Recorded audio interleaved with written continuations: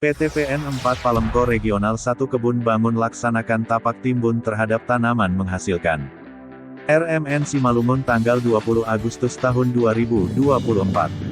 Pembuatan tapak timbun salah satu faktor penting dalam menentukan pertumbuhan dan produktivitas tanaman.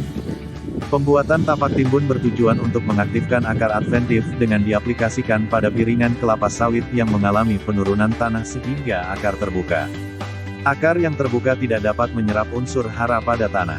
Untuk melindungi tanaman dari genangan air saat curah hujan tinggi terjadi, akar tanaman ditutup dengan menimbun tanah untuk mencegah aliran air mengambil unsur hara atau pupuk dari tanaman, dan air tidak mengikis tanah sehingga memperkuat akar tanaman. Tanaman kelapa sawit mempunyai potensi yang tinggi dalam membentuk akar baru. Pembentukan akar dapat dirangsang secara fisik maupun lingkungan akar. Akar adventif pada tanaman kelapa sawit adalah akar yang keluar dari sekitar pangkal batang. Akar adventif yang menggantung apabila sudah mencapai tanah akan berubah menjadi akar aktif. Akar adventif terdapat pada tanaman kelapa sawit yang telah menghasilkan. Akar adventif dapat stagnasi karena kekeringan, dan dapat tumbuh dan berkembang sempurna apabila diberi perlakuan lingkungan, dengan pembuatan tapak timbun pada tanaman kelapa sawit menghasilkan TM.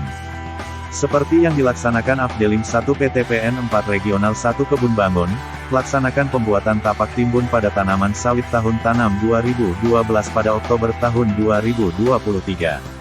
Menurut Asisten Tanaman Afdelim 1 PT PN 4 Regional 1 Kebun Bangun Joni Hidayat, kepada awak media ketika ditemui areal yang telah dilaksanakan tapak timbun mengatakan, dengan dilaksanakannya pembuatan tapak timbun pada tanaman tahun tanam 2012 ini pada Oktober tahun 2023 lalu, kelihatan saat ini nampak hasil yang signifikan.